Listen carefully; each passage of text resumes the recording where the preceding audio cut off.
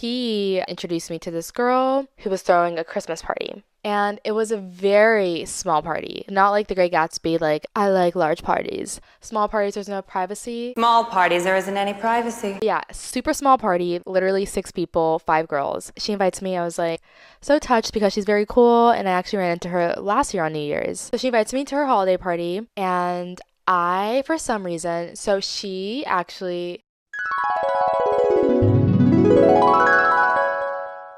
So in the city of Los Angeles, there's this thing called Coachella. So I remember earlier this year when Coachella was happening, I was in LA, I was enjoying Los Angeles. Apparently, being in LA during Coachella time is lame. And so the girl who's hosting the party, let's call her the hostess, she was at the same Coachella house, or she was taking pictures at the same Coachella house as,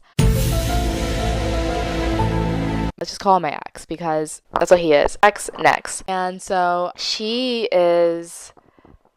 Oh my God. This story is just so crazy that my mind is like, and it just happened. It literally happened last night. This is the nightmare before Christmas, I'm telling you. The nightmare before the Christmas party, to be completely honest.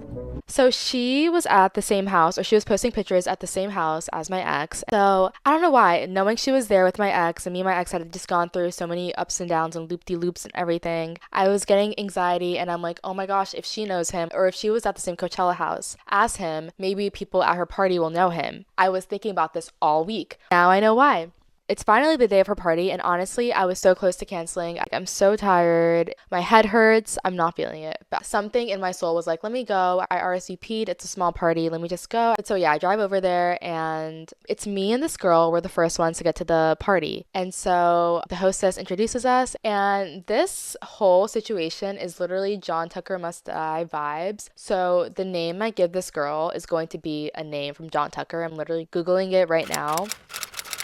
Okay, yeah. So this girl was giving Ashanti's character Heather vibes. So yeah, her name is Heather for the story. So I'm like, oh yeah, I parked at Whole Foods. And then Heather, the hostess's friend, it's just me and Heather, she's like, oh, I actually want to get some stuff at Whole Foods. And I'm like, oh, I actually want to go there so I can get validation for my parking. So we're like tight. So I have 90-minute validation. So the 90 minutes is kind of like approaching. So me and my bestie go to Whole Foods again to move my car so that I can like get 90 more minutes. So we come back and the movie's actually paused. Like it was really nice of them, and they're all talking about like toxic guys and everything. So this girl, Heather, the one I was at Whole Foods with earlier that night, the first person I got to the party with. So she starts talking and she's like, oh, there's this guy who hooked up with my friend, like my best friend, while she was visiting me from out of town. I'm going to insert a clip from John Tucker Must Die so you guys can see the vibes of what this night was giving. What the hell is your problem? I am dating John Tucker.